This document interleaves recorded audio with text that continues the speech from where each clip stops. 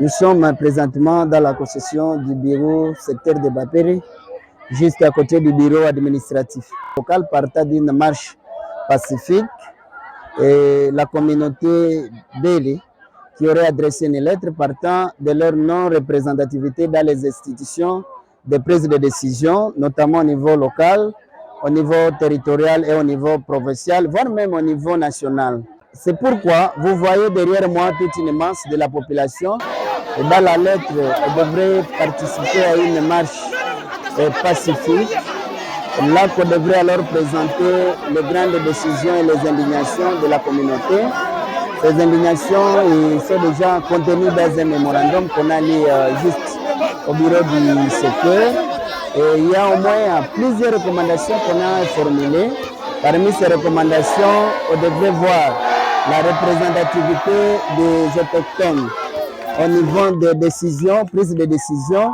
On devrait aussi annuler les élections parce qu'on a compris que selon l'esprit du mémorandum, on n'a pas tenu compte des voix des candidats qui étaient votés massivement dans le secteur de Bapere et la CENI n'a pas tenu compte de cela et cela devrait favoriser les enfants du tiroir, être aussi dans les organes, l'Assemblée provinciale, voire même l'Assemblée nationale.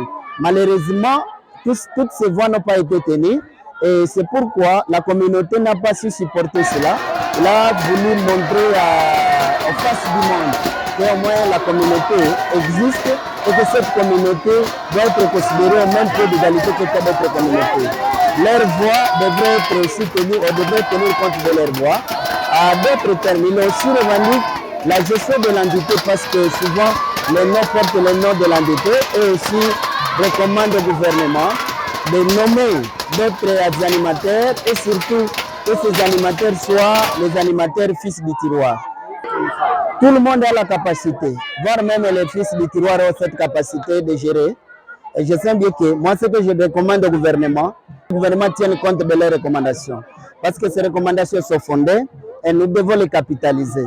On est en train d'annuler les voix d'ailleurs, que nos voix de nos candidats soient prises à compte, que la CENI et la Cour constitutionnelle, selon l'esprit du mémorandum, la Cour constitutionnelle devrait encore refaire et voir comment recompter les voix et qu'on donne la chance à celui qui a eu cette chance et qu'on ne donne pas la chance à celui qui n'en a pas.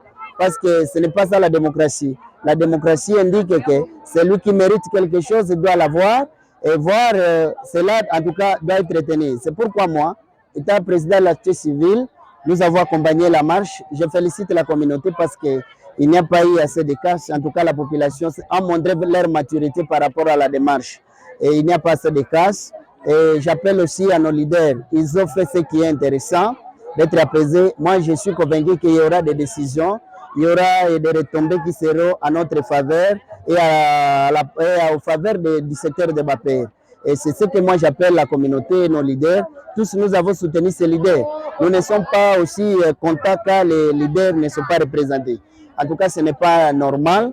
Et pourquoi j'appelle la population et les enfants de Mangorejipa. Ils ont montré leur maturité et qu'ils s'apaisent. Je sens bien que toutes ces décisions, ces mémorandums seront adressés à qui de droit. C'est à lui de prendre une décision qui sera meilleure et au profit de la communauté.